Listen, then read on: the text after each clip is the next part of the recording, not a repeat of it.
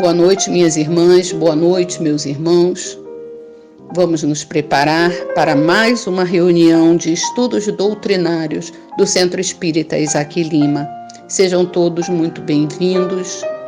Que a paz de Jesus esteja presente em nossos corações.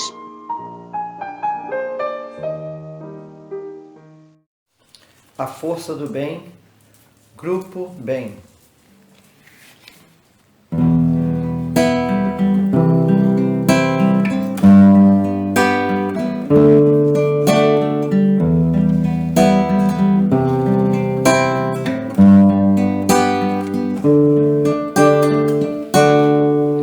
Me perguntam de onde vem esse olhar firme e seguro, quando tudo é desafio, quando tudo é tão escuro.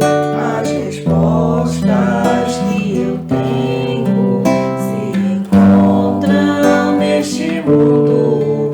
A certeza que eu sinto é o meu porto seguro. Eu me cerco, eu vigio, eu me importo, eu procuro, persevero, acredito, eu transformo este mundo. É na força do bem que eu me apego e caminho, no poder que mantém meu coração protegido, e não há nada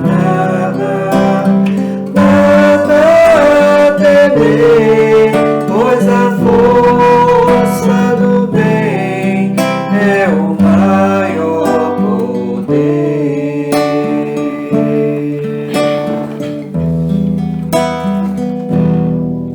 Me perguntam de onde vem esse olhar firme e seguro, quando tudo é desafio, quando tudo é tão escuro. As respostas que eu tenho se encontram neste mundo. A certeza que eu sinto é o meu porto seguro. Eu me cerco, eu vigio, eu me importo, eu procuro, persevero, acredito, eu transformo este mundo. É na força do bem que eu me apego e caminho, no poder que mantém meu coração protegido, e não há nada a temer, pois a força do bem é o maior poder. É na força do bem que eu me apego e caminho, no poder que mantém meu coração protegido, e não há nada a temer, pois a força do bem é o maior poder.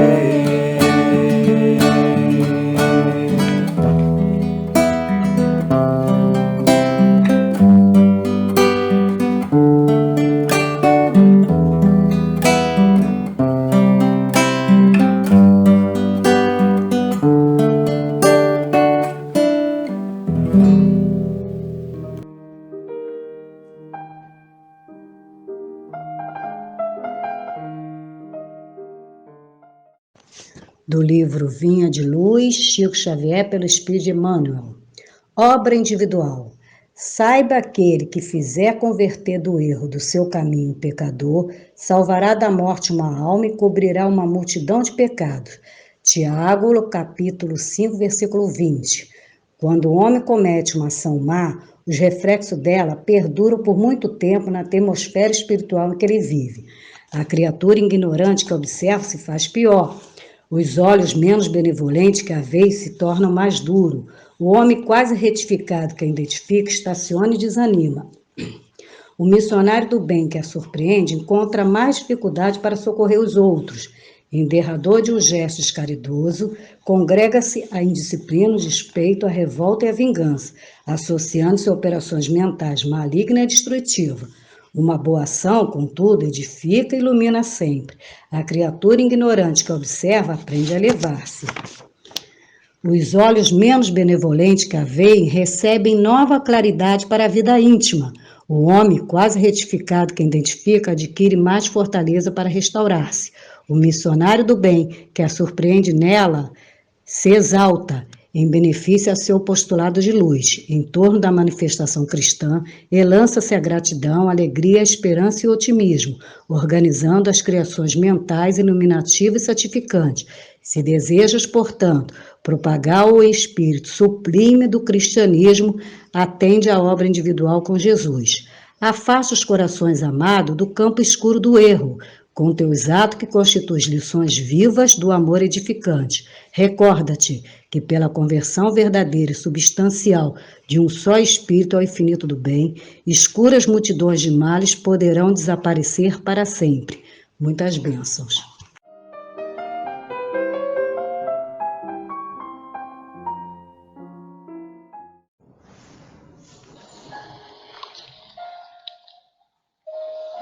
Nossos irmãos, estamos aqui reunidos em pensamento e sentimento que Jesus, que Isaac Lima, nossos mentores espirituais estejam do nosso lado, nos ajudando, nos fortalecendo, tornando-nos maleáveis aos ensinamentos que vamos receber. Vamos orar ao nosso querido Mestre Jesus e a Deus nosso Pai Celestial. Jesus, amado Mestre, Deus nosso Pai misericordioso, que tua bênção possa irradiar sobre todos nós e que possamos estar preparados para receber os ensinamentos que vai ser da noite de hoje administrada. Ilumina, Senhor, o nosso ambiente, a casa de Isaac Lima possa receber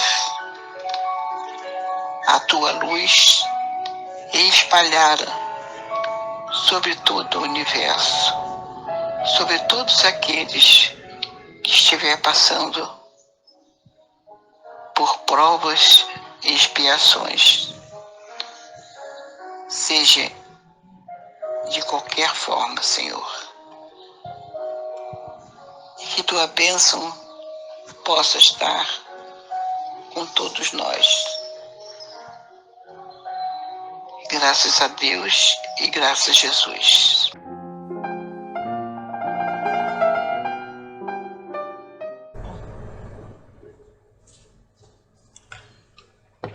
Boa noite, meus irmãos. Sejam todos bem-vindos a mais um estudo aqui na casa de Isaac Lima. Hoje nós vamos falar sobre espiritismo e meio ambiente. O que tem a ver o espiritismo com o meio ambiente? Nós vamos tentar responder essa pergunta. O que tem a ver a doutrina espírita com o meio ambiente? O que diz, né, o Espiritismo, o que nos traz informações, essa doutrina em relação ao meio ambiente. Então vamos começar a ver alguns conceitos, né? O primeiro conceito que a gente vai ver é o conceito de meio ambiente. O que é meio ambiente? Se a gente for olhar, principalmente na Política Nacional de Meio Ambiente, está lá escrito, né? É um conjunto de condições, leis, influências e interações de ordem física, química e biológica, que permite abriga e rege a vida em todas as suas formas. Então, a gente já nota que tem algo assim bem importante, porque reúne 3 grandes áreas da ciência, né, que é a física, química e biologia. E essas 3 áreas estudam fenômenos de magnitude diferente, né? A química estuda as moléculas, as combinações, né, da matéria, a física as ações, né, entre energias e forças, e a biologia estuda a composição dos seres vivos, né?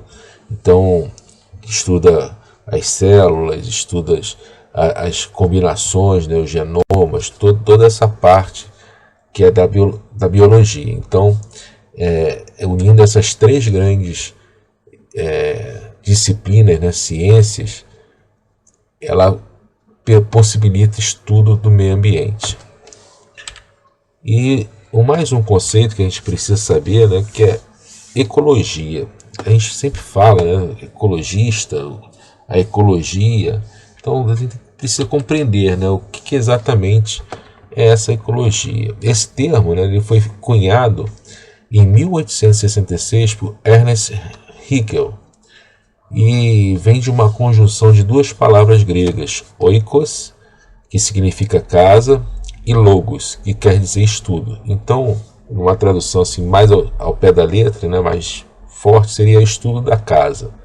Ou numa tradução assim um pouco mais livre, estudo do habitat dos seres vivos. Então a gente já começa a ver que ecologia já é um estudo que correlaciona os seres vivos com o local aonde eles habitam, né?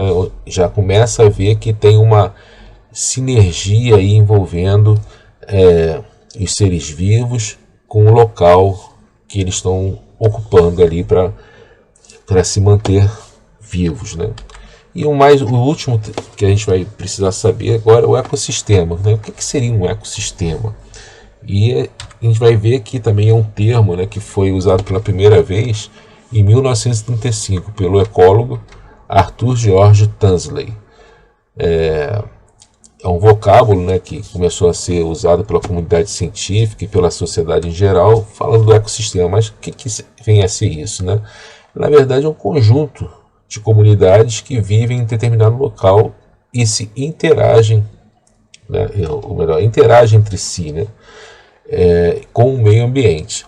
Então, é um local onde nós temos várias coisas interagindo, né, várias pessoas ou animais, espécies de animais interagindo no ecossistema. Então, geralmente é um ambiente fechado, né, assim, não é um ambiente fechado, mas é uma característica onde ali os grupos de animais, vegetais só aparecem naquela região. Então eles funcionam e se mantêm ali pela sinergia, pela necessidade de estarem unidos por algum motivo, né? Então esse ecossistema é um sistema fechado, estável e equilibrado e autossuficiente, ou seja, não precisa de nenhuma força, de nenhuma interação externa dele para que aquilo funcione, que se mantenha funcional a maior parte do tempo de vida útil daquele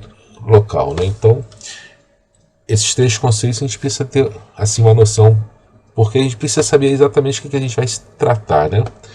Então, aqui a gente pode ver, né, uma figurinha para a gente ter uma ilustração. No mangue, que é onde tem muito sapo, muito mosquito, né, muita água parada, limpa, mais parada, ali prolifera muito mosquito, né? Tem muita larva de mosquito. Então o girino, que é o filhote do sapo, ele vive muito na água, então ele se alimenta dessas larvas. Então ele mantém aquela população de mosquitos, né, de larvas de mosquito, sob controle e ao mesmo tempo se alimenta. E quando cresce, o sapo se alimenta do mosquito vivo, também mantendo a população mais ou menos estável. E quem mantém a população do sapo? As cobras, né? As cobras vão lá, comem o sapo e mantém aquela população dos sapos sempre dentro do controle. Então você vê que o ecossistema ali desse manguezal, dessa região alagada que tem os sapos, elas têm o controle da populacional de todas as espécies, seja de planta, seja de animal aquático, seja de inseto, que estão sempre se mantendo. Um serve de presa ao mesmo tempo que é o predador da espécie dele. Então tem um ciclo de alimentação, né? A cadeia alimentar de um ecossistema faz com que esse ecossistema se mantenha estável no seu crescimento e não se expanda, né? Nenhuma espécie ele consiga sair do controle. Um outro ecossistema também muito importante que a gente tem que tomar muito cuidado, né, no nosso dia a dia são as abelhas, né? Por que as abelhas? As abelhas, elas têm o poder, né, de proliferar a fecundação das plantas. Então ela vai na folha, né, para pegar o pólen, e ela não pega só o pólen, ela pega também toda a estrutura, né, de reprodução da flor e leva para outra flor. E com isso faz com que germine frutos. Sem as abelhas, nosso planeta seria praticamente um deserto sem plantas, porque elas fazem muito dessa proliferação de plantas, né, de fecundação de plantas. Uma outra maneira de fazer espalhar sementes são os animais que se alimentam de frutos, né? Eles comem a fruta e cospem a semente ou defecam essa semente porque não conseguem processar a semente e vão deixando por onde eles caminham aquelas sementes. E isso faz com que se espalhe as plantas, né? E isso é benéfico. Então, sem os animais, principalmente as abelhas, a gente não teria uma diversidade de plantas na natureza. Então as abelhas são muito necessárias no nosso planeta. Inclusive há vários estudos, né, vendo que a população mundial, por causa da poluição e de vários pesticidas, né, estão diminuindo, né, essa população das abelhas. Então é muito preocupante também. Então um ecossistema que a gente é muito falado são os corais, né? Que é onde tem uma diversidade de plantas, animais aquáticos, né, ou marinhos, muito grande. E é muito preocupante quando os corais começam a morrer, porque significa que existe a poluição muito grande naquele local, onde não deveria ter, né, ou a temperatura muda muito, né, muito ou para cima ou para baixo, mudando a temperatura da água. E o coral é muito sensível a isso.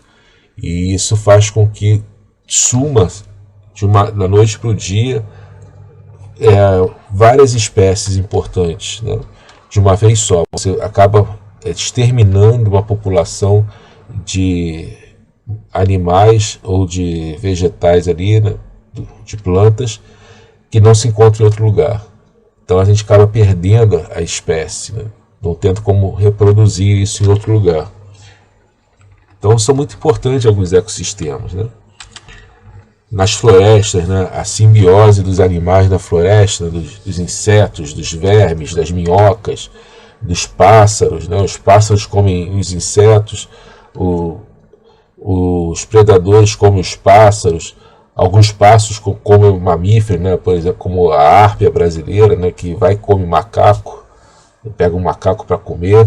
Então, todo esse ecossistema, né, na Amazônia, por exemplo, as árvores, né, elas mantêm a umidade do ar, né, criando um rio flutuante gigantesco que alimenta vários lugares no mundo. Sem aquelas árvores, o deserto que poderia acontecer aqui no Equador, né, no Brasil, assim, na linha do Equador, seria muito grande, porque se a gente adotar lá na África, né, o deserto do Saara é mais ou menos na mesma latitude do da nossa Mata Atlântica, né, da nossa mata lá da Amazônia. Então, essa floresta úmida que nós temos, né, ela joga para a atmosfera muita umidade. Sem ela, a gente teria um problema de desertificação muito grande no nosso planeta. E, por final, né, a nossa casa, né, nosso planeta, aonde nós estamos inseridos dentro desse ecossistema, aonde nosso ecossistema se compõe de vários sub-ecossistemas, né, para manter esse ecossistema maior funcionando. E nós fazemos parte dele. Então, toda a energia, toda a matéria, tudo que é necessário para o planeta, a gente se encontra nesse ecossistema chamado Terra. E esse planeta, ele é autossuficiente, a gente consegue retirar tudo que nós precisamos dele e ele consegue se manter. Só que a gente tem que pensar sempre que as condições, né, que ele tem são de finitos, né? Eu não consigo extrair infinitamente água para beber. Vai um dia acabar a água, né? Apesar de demorar muito, mas existem os cuidados, né? Então, a gente precisa ter o cuidado sempre de tratar a natureza para manter o ecossistema da Terra sempre estável. E a gente está vendo aí que existe o problema do aquecimento global, né? E que mudanças climáticas, várias coisas, que isso tudo estão sendo afetados pela nossa maneira de tratar o meio ambiente, né? Pela nossa intervenção, eu digo do ser humano, né? O ser humano às vezes desmata grandes áreas para colocar lá a lavoura de cana-de-açúcar, de soja, e a gente precisa dessas lavouras para se alimentar. Sim, precisamos. Mas a gente tem que ter consciência que a gente não pode desmatar toda uma terra, toda uma mata e ter só lavouras, porque todo o ecossistema que estava ali envolto da floresta, que mantinha aquela floresta viva, acaba morrendo para ficar monocultura, né? E essa monocultura que é o problema, que ela mata todo as propriedades do solo, ela consome muitos recursos, como água, como o solo, né, a alimentação do solo, e não consegue se repor, né? O solo acaba não se repondo com facilidade.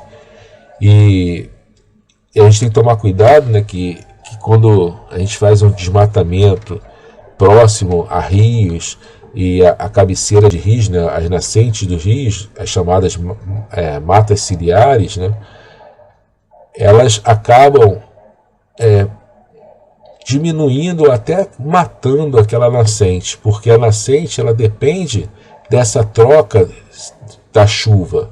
Se eu não tenho uma mata ciliar para manter aquela umidade no ar ali para gerar chuva, eu não tenho reposição no solo da água. Então, essa reposição do solo, dos mananciais subterrâneos que a Terra tem, eu não consigo tirar para o novo rio. Então, acaba secando a Terra. Então, a gente tem que tomar muito cuidado. O nosso planeta, ele tem uma quantidade de matéria, uma quantidade de recursos finita, né? A gente não pode abusar disso, né? Então, isso é a visão científica, a visão que a gente traz do conceito de ecossistema, meio ambiente, né, que a gente está toda hora ouvindo nas notícias, sendo comunicado. E nós temos também que compreender que tudo isso gera algum resíduo, né, alguma coisa, um lixo. Aí a gente tem que saber qual é a diferença entre lixo e resíduo, porque isso ainda influencia no como a gente vai tratar o que a gente produz, né, de resíduos. Então, o lixo é o resíduo que não tem mais serventia para coisa alguma. Eu não tenho mais como reciclar, não tenho mais como tratar. Por exemplo, o isopor. Né? O isopor é um lixo que eu não tenho como reaproveitar. Ele já está na sua forma assim mais reutilizada possível. Então, e quando você quebra o isopor, né, faz aquele pó, aquela desmancha o isopor, ele fica com partículas tão leves que aquilo é levado pelo vento para tudo quanto é lado. Então, até para descarte desse material é complicado, porque na natureza ele fica por milhares de anos antes de se decompor. Ele demora muito tempo para se decompor, assim como outras coisas, o lixo eletrônico, que a gente às vezes joga junto com lixo orgânico. Então, o lixo, a gente tem que entender que lixo, quando a gente vai jogar fora, é algo que não tem serventia para ninguém. Tudo aquilo que tem algum tipo de serventia, como circuitos eletrônicos, computador, celular, o lixo orgânico, que você pode fazer compoteiras, né, para você tratar e virar adubo, né, e jogar na areia e fazer outra aplicação daquele resíduo. Componentes eletrônicos que você pode mandar para algum lugar e eles tirarem todo o cobre que tem ali dentro, todo o ferro, todos os componentes que já foram tratados e que você consegue reutilizar. Então tudo isso é resíduo. Então a gente tem o resíduo sólido e o resíduo líquido, né, que são o resíduo, não chega nem a ser resíduos líquidos, são resíduos úmidos, né, que são dejetos orgânicos, restos de comida, restos de casca de fruta, restos de legumes, né, tudo isso são resíduos úmidos que a gente fala. E esses resíduos podem ser utilizados para adubação. Você coloca lá na compoteira, lá, deixa ele secar e vai misturando com a terra, ele vai apodrecendo, né? Ele vai se decompondo e vai transformando em adubo. E os resíduos sólidos, né, de peça de computador, componentes eletrônicos, papelão, tudo isso eles são direcionados para outra área, que é para reciclagem. Então a gente, se puder, né, sempre que for possível, separar os lixos, os resíduos do lixo, seria muito bom, porque você já está fazendo uma ação que vai diminuir o acúmulo de material não degradável com facilidade nos lixões, nos assentamentos lá de, por exemplo, de Seropédica, que tem o local lá para depósito de lixo, né, que gera gás, que ainda consegue gerar até outras coisas, né, que com a decomposição do material ele gera um gás que você pode reaproveitar para abastecer carro ou botijões de gás, né, para fazer acender no fogão. Então tudo isso a gente tem que lembrar, né? Então o lixo, vamos lembrar sempre que lixo é aquilo que não tem jeito, é para descartar mesmo, e a gente tem que tomar cuidado desse descarte, porque é coisa que às vezes demora muito para decompor. E o resíduo é tudo aquilo que a gente já pode ser utilizado, o resíduo úmido, que é o resíduo orgânico, e o resíduo sólido, que é papelão, peça de computador, copo, lâmpada, vidro, tudo isso você pode reaproveitar. Então são coisas que a gente precisa entender. E o que a doutrina espírita nos mostra em relação ao meio ambiente, né? A gente viu até agora toda a parte burocrática, assim, digamos assim, do que é o meio ambiente, alguns cuidados que a gente pode tomar.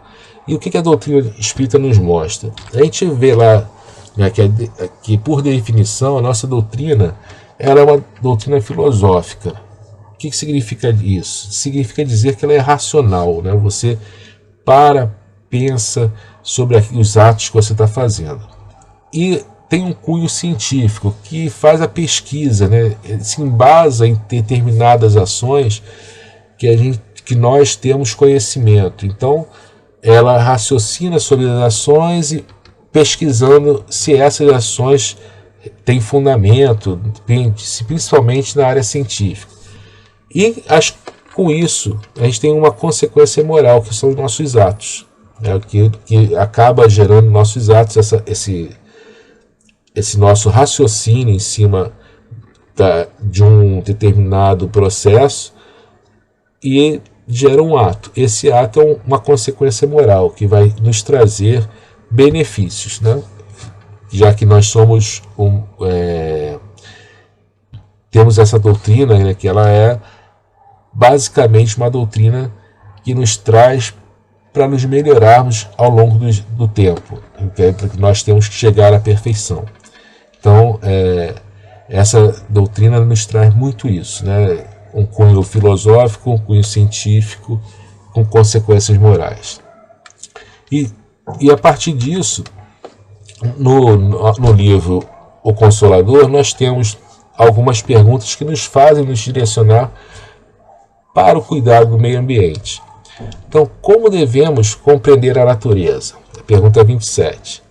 A natureza é sempre o livro divino, onde as mãos de Deus escrevem a história de sua sabedoria, livro da vida que constitui a escola de progresso espiritual do homem, envolvendo constantemente com o esforço e dedicação de seus discípulos. Então, você vê que a natureza foi criada por Deus, né? Então, se é a criação de Deus, é algo que está ligado a nós, porque nós também somos criações de Deus, né? Nossos corpos são criação de Deus. Então nós temos que ter um cuidado, já que é uma criação de Deus, a gente não pode simplesmente sair destruindo. Nós não temos esse direito, né, de destruir algo que foi criado por Deus. Então a gente começa a ver que o meio ambiente ele tem algo de divino, né? Então, vendo uma próxima pergunta, 28, né, as manifestações de vida nos vários reinos da natureza, abrangendo o homem, significam a expressão do verbo divino. Em escala gradativa, nos processos de aperfeiçoamento da Terra, aí é respondido por Emmanuel: sim, em todos os reinos da natureza palpita a vibração de Deus, como o verbo divino da criação infinita. E, no quadro sem fim do trabalho da experiência, todos os princípios, como todos os indivíduos, catalogam os seus valores e aquisições sagradas para a vida moral. Então, nessa pergunta, né, foi feita se as manifestações, né, nos vários reinos, mineral, vegetal, animal e animal, tem algum significado do verbo divino, né, ou seja, da criação divina. E Emmanuel confirma, sim, né, é uma criação de Deus. E toda essa experiência, né, toda essa relação entre os reinos nos traz aquisições para uma vida imortal, ou seja, que a gente possa crescer, né, nos elevarmos. Então essas relações têm que ser sempre feitas da melhor forma possível. Lembrando sempre que em todos os reinos nós temos o princípio inteligente, né, que ele vem passando de reino em reino e se purificando, né, digamos assim, se elevando em suas experiências. Então a gente está vendo que toda essa construção do meio ambiente, né, dos reinos, ela tem um significado, evolução. E essa evolução de todo o conjunto, de todo esse ecossistema do planeta Terra. Então, a lei de conservação, ela nos traz, né, algumas dicas também. Né? Ela vem lá na parte terceira, no capítulo 5 do Livro dos Espíritos, das questões 702 a 727. Então, nós temos aqui, por exemplo, a questão 702. O instinto de conservação é uma lei da natureza? Aí os espíritos respondem para Kardec: sem dúvida, todos os seres vivos o possuem, seja qual for o grau de sua inteligência. Nos é puramente mecânico, noutros é racional. Então a gente já começa a ver com essa pergunta, e vendo que a natureza é uma criação divina, e cada criação divina tem a sua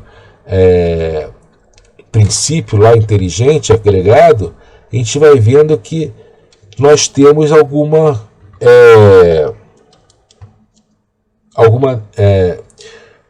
necessidade de preservação daquele meio ambiente lá, daquele ecossistema, daqueles seres vivos, né?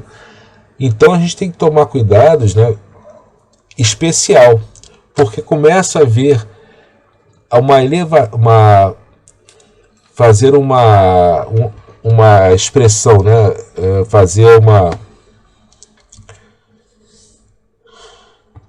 a gente começa a tentar expandir aquele conceito do próximo. O próximo acaba sendo qualquer coisa dentro dessa criação. Passa a ser um animal, passa a ser uma planta, passa a ser algo vivo que está em torno da gente, junto dessa criação divina.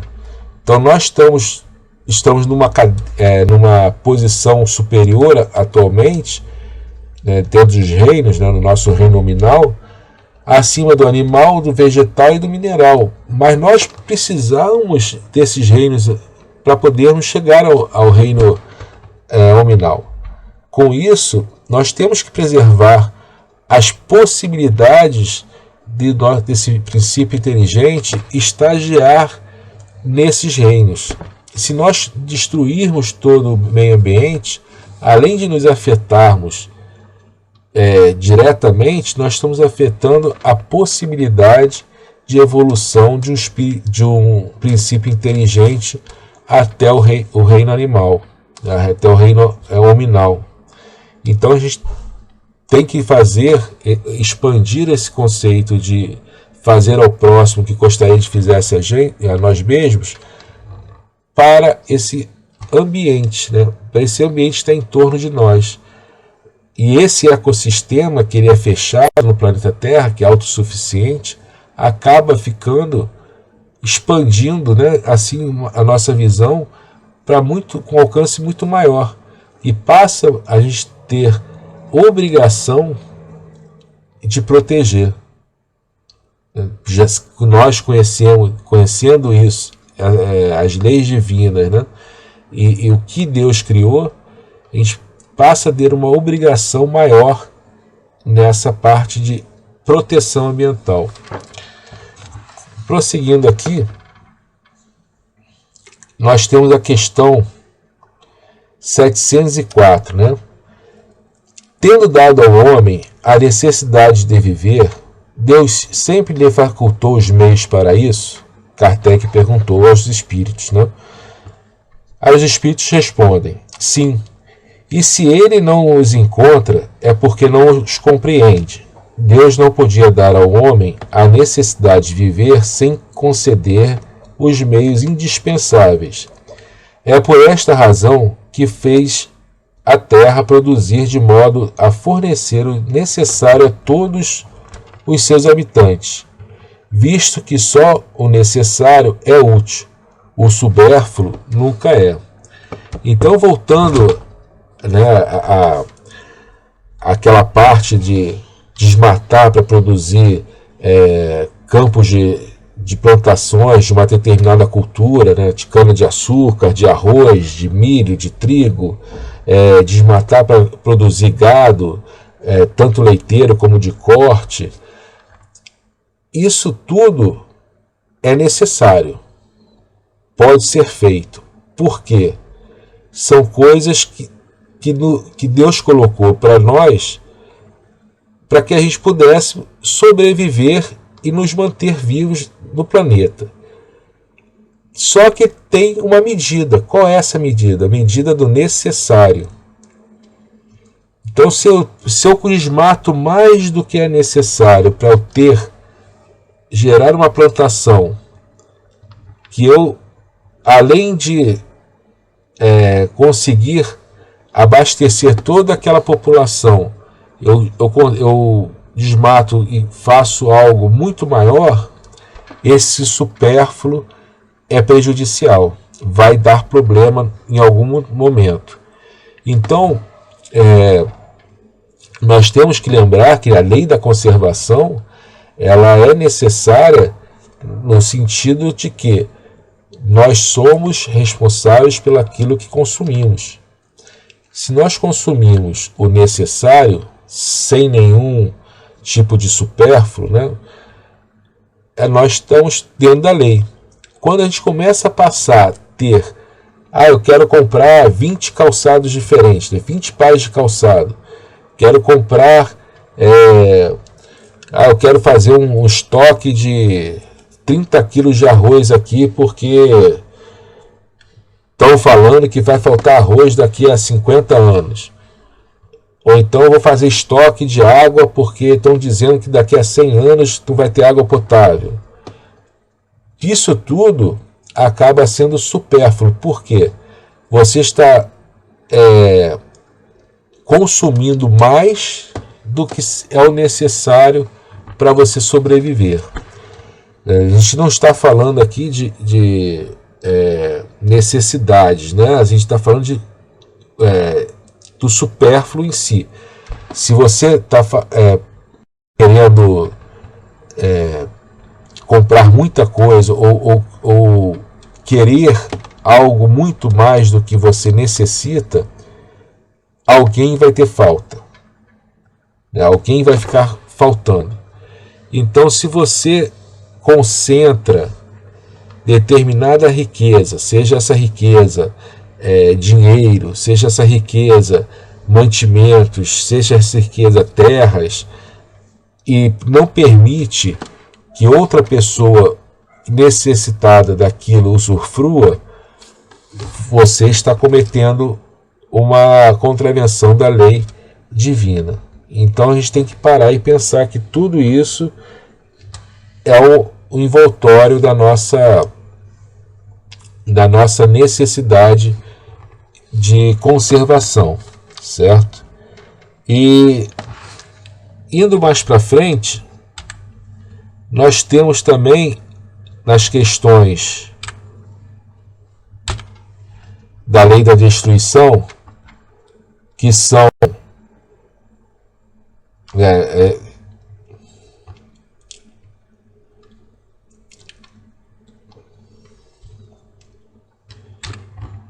que estão na terceira parte do capítulo 5 ainda, né, está ali nas questões 728 em diante. Seria bom vocês darem uma lida nessas questões, que traz muita luz nessa parte de cuidado com o meio ambiente, né?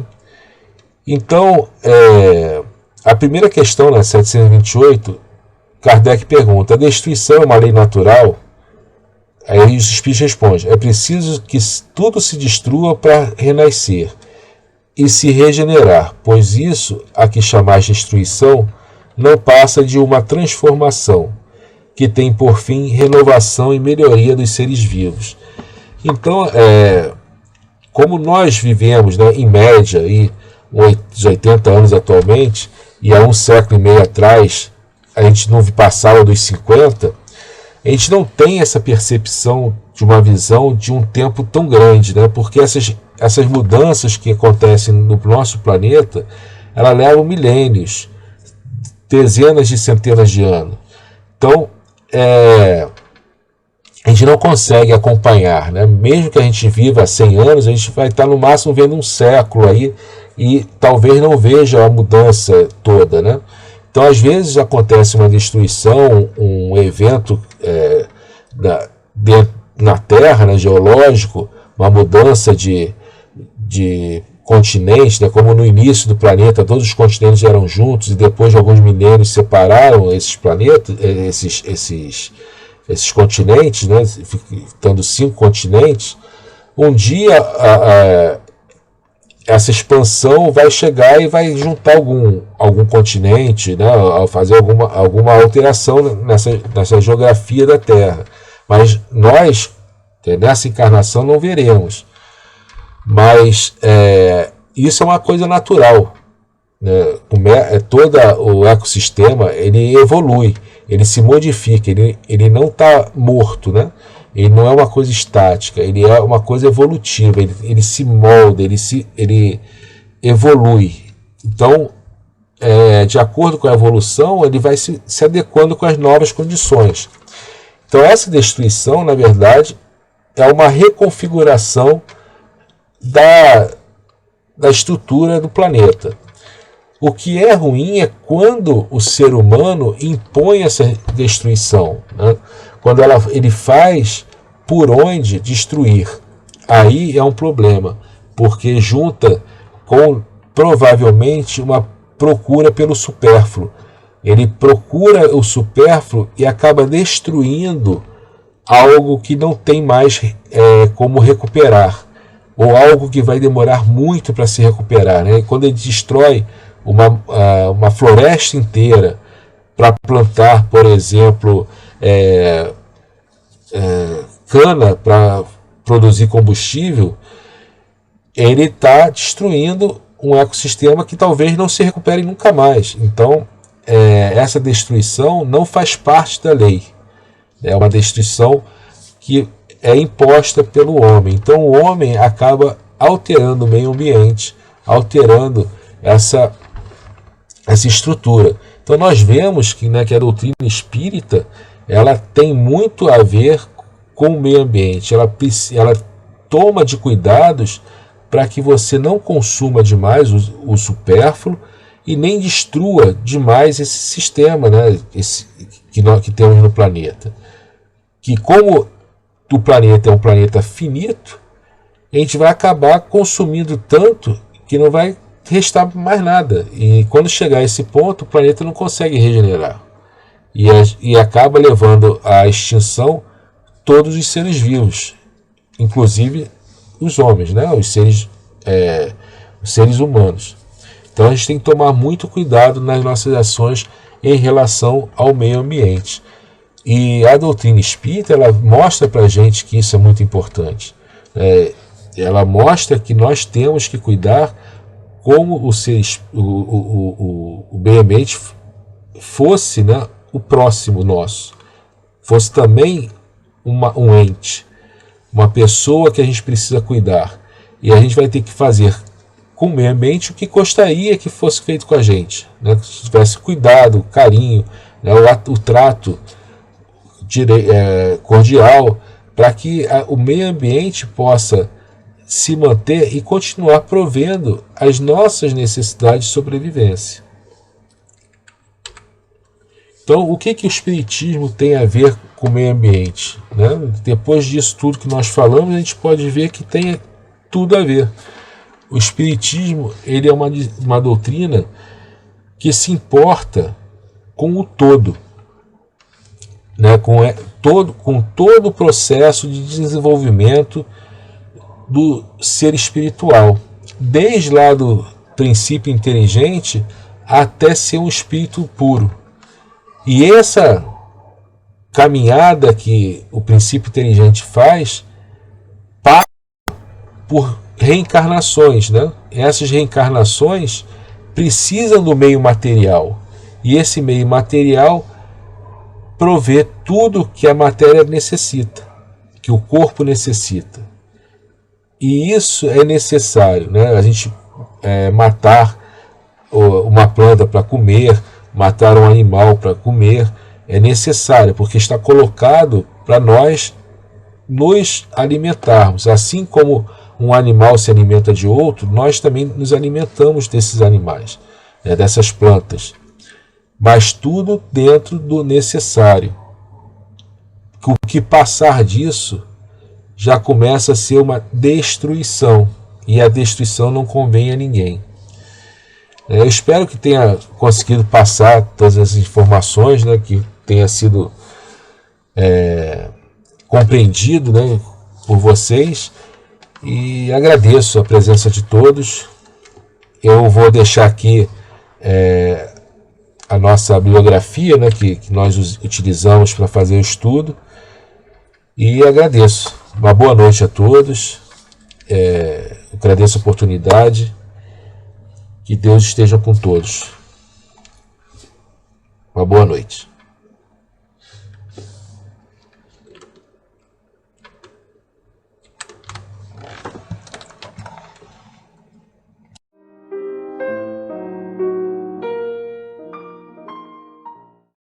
Vamos então, queridos irmãos e irmãs, unir os nossos pensamentos em oração de agradecimento por estes momentos em que nos reunimos em nome de Deus, por esse estudo tão bom que nos traz reflexões. Vamos agradecer.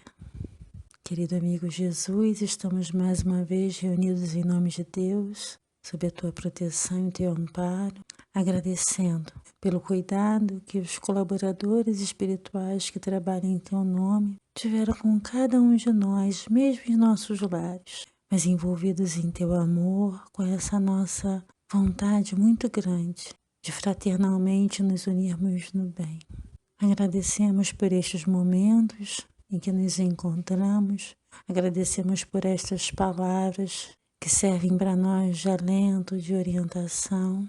Agradecemos por todas as oportunidades que temos em nossas vidas. Pedimos, querido amigo Jesus, que nos ajude a continuarmos com a nossa caminhada firmemente preparados para a escolha do bem em cada instante de nossas vidas. Que os nossos pensamentos sejam sempre os melhores, de esperança, de otimismo e confiança.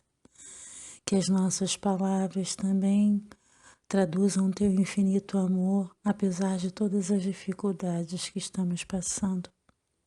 Que esse Seu amor, junto com essa nossa boa vontade, com esse nosso carinho, com essa nossa fé, se estenda a todos aqueles que estão em sofrimentos, em dificuldades, a todos aqueles que estão trabalhando arduamente para aliviar as dores. Que a Sua luz também envolva todos os que são responsáveis por conduzir o nosso país, o nosso estado, a nossa comunidade, nesses momentos em que tantos obstáculos aparecem. Que possamos todos juntos em oração pedirmos para que todos aqueles que têm grandes responsabilidades sejam envolvidos em Teu amor e que consigam traduzir o melhor deste Teu amor para todos nós.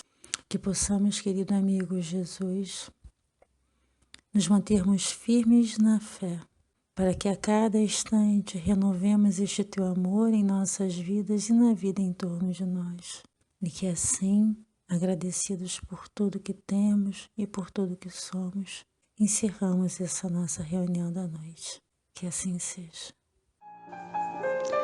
Prezadas irmãs, prezados irmãos, ao final desta reunião, nós agradecemos a todos os que nos ouviram, agradecemos a todos os companheiros e companheiras que colaboraram para que essa reunião fosse feita.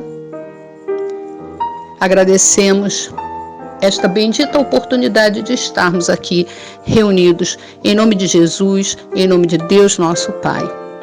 Que possamos nos reencontrar na próxima semana com alegria em nossos corações. Uma boa noite e um grande abraço. Eu vivo contente e autor desconhecido.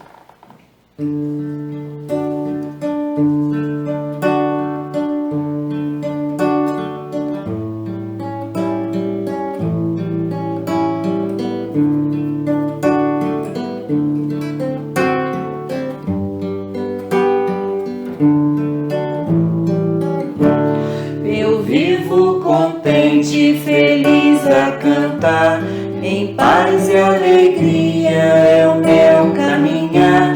Não tenho problemas, não tenho aflição, pois tenho Jesus no meu coração.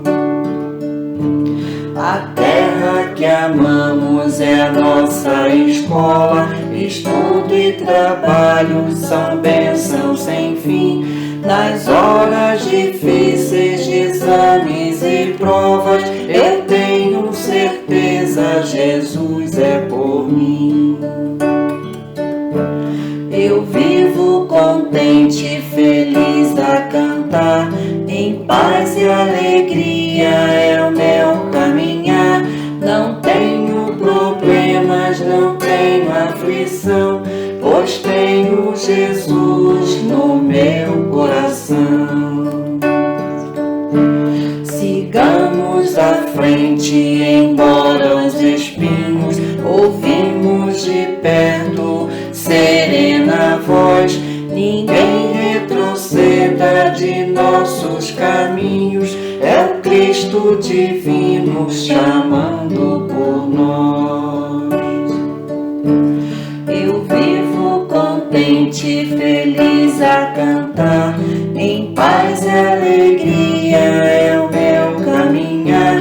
Não tenho problemas, não tenho aflição, pois tenho Jesus no meu coração.